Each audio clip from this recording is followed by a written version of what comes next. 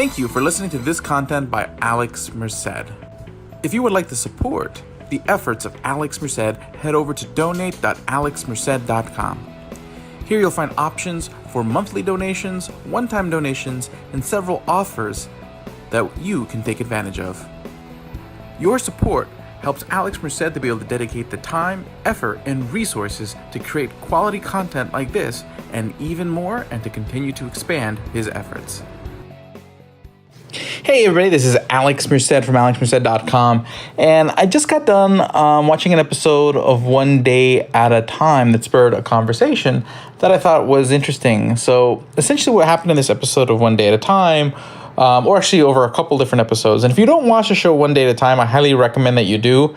It's a sitcom, so this shouldn't be too much of a spoiler. It's kind of like your standard plot line, but essentially what the show is about, it's about a Cuban family. And what happens in one episode, the son of the family is caught trying marijuana, and this very much concerns the mother. And the reason is because of the idea of sort of prejudice in the judicial system, in the sense that people who are Latino are basically treated more harshly when it comes, in this case, more particular to marijuana crimes, because of sort of historical sort of stereotypes and associations between sort of Latinos and the drug trade and all this stuff. So this spurred a conversation as, is this true? Is this something that I have experienced? I'm Guatemalan. Have I ever seen people sort of assume or think or whatnot? And then, yeah, I mean, I wouldn't say like, hey, people have treated me differently or meanly, assuming that I do drugs or something like that. But when people what I definitely have noticed when people characterize sort of, I mean, not so much in the last few years as drug legalization has come, a lot of and decriminalization has come, a lot of the associations with drugs have changed.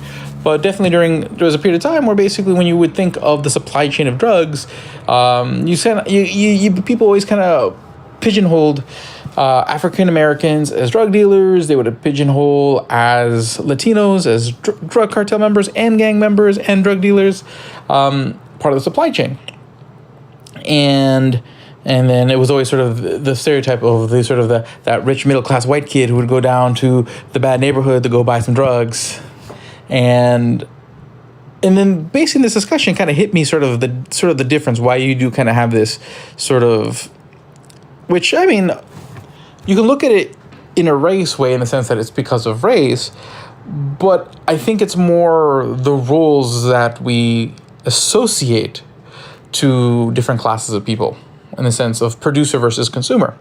Because it's kind of like if you take a look at other things, so like whether the specific example I used in this conversation was McDonald's and people who are overweight. So you have two people. You have the consumer and the producer. You have the person who's eaten a lot of McDonald's and gotten very overweight, and then you have McDonald's selling the food that made them overweight.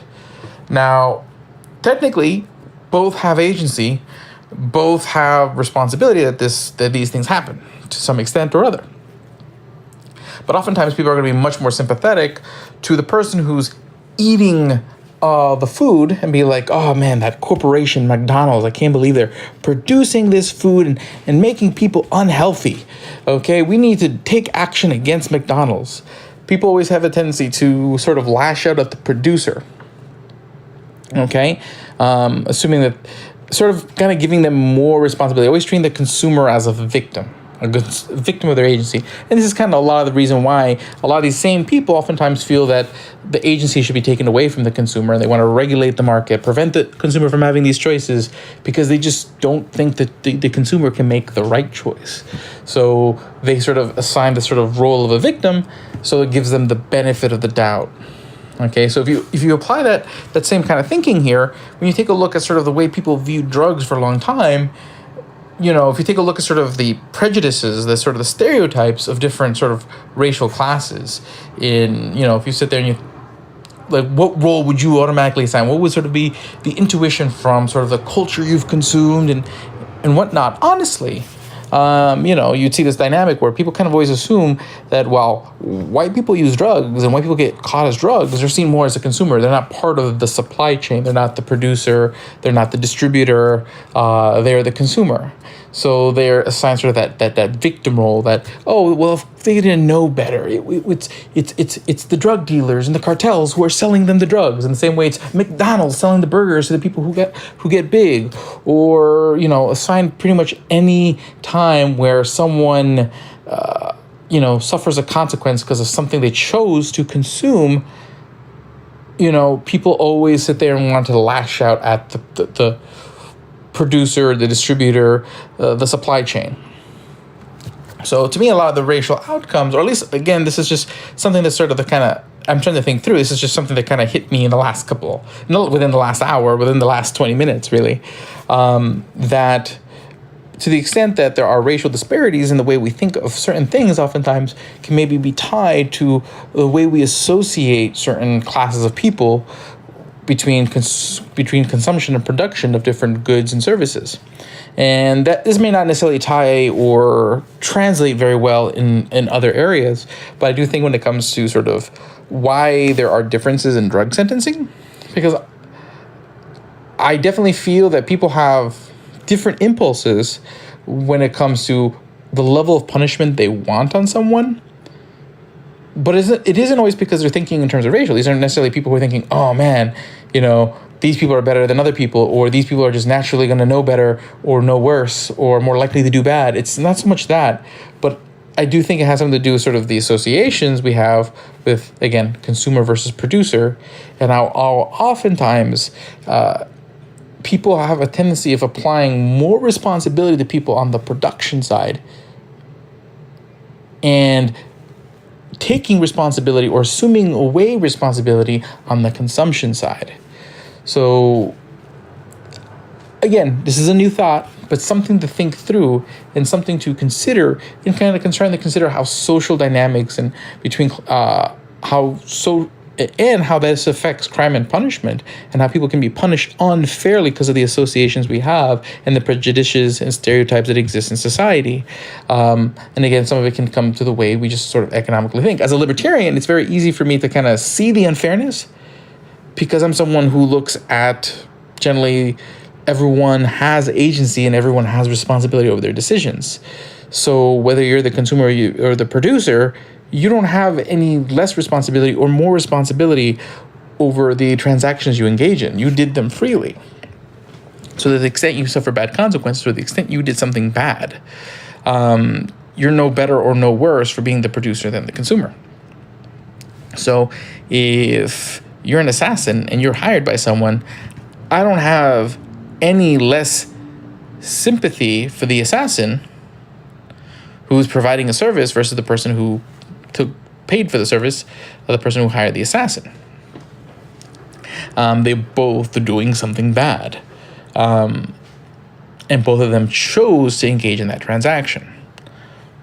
But I do think culturally there is a bias against producers and a bias towards consumers that can at times transcend racial lines within certain goods and services that have become sort of very racially associated over time, oftentimes because of politics of yesteryear. I mean, the politics of drugs is very racial.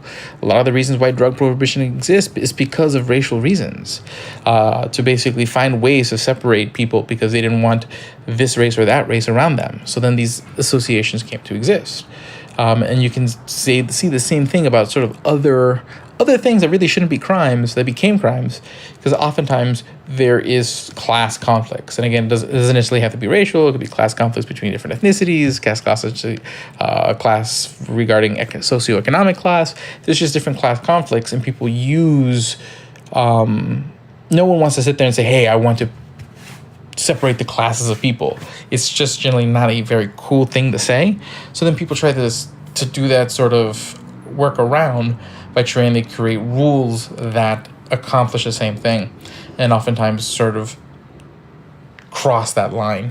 So I just wanted to say that. I'll leave you off. I mean, this is the first time I'm kind of doing a lot of these sort of interject these audio pieces throughout. So I'm going to give you guys a quick ad before I go and give my final thoughts.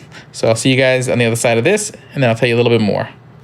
This show is sponsored by Bluehost, Amazon's Audible, and NordVPN. To take advantage of their offers and products, check out libertarianbuyer.com, where you'll find those and many more sponsors of this content.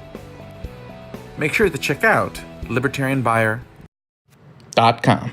Now, basically, again, to summarize, is what I'm trying to say is that there are racial components to how different institutions work. But what I'm saying is that it's not always just explicitly just the reason why sometimes things become racial. It's not just because people just have this innate, oh, this race good, this race bad.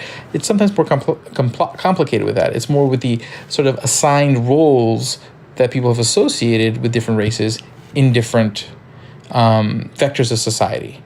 And in this case, specifically in the drug world, over time, there has been this association, oftentimes, of the visual of sort of the white, sort of middle-class consumer of drugs versus sort of the oftentimes minority-based drug dealers and drug cartels, which oftentimes there's people who are white, black, Hispanic consumers, and there's white, black, Hispanic people in the supply chain. But when you take a look at movies, when you take a look at basically all portrayals of the drug supply chain, there are these sort of connotations that in associations that build up because of that. This is why culture does matter. And again, it doesn't necessarily mean there should be intervention in the creation of culture, but it does mean, we want to create culture that creates better associations and going forward. It's something worth thinking about, worth talking about.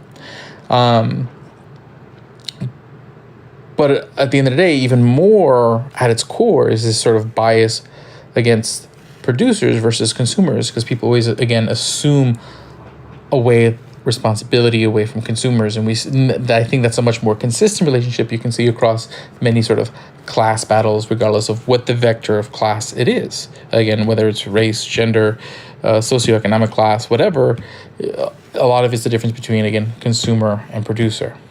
So hopefully you guys found that thought-provoking. Again, I want to say this is an open and shut case. I just thought about this like 20 minutes ago, so this is just me wanting to get this out there, to get the conversation started, to see if maybe there is something to this. There is something worth discussing here. But I'll talk to you guys later. This is Alex Merced from alexmerced.com. Thank you for listening to the Alex Merced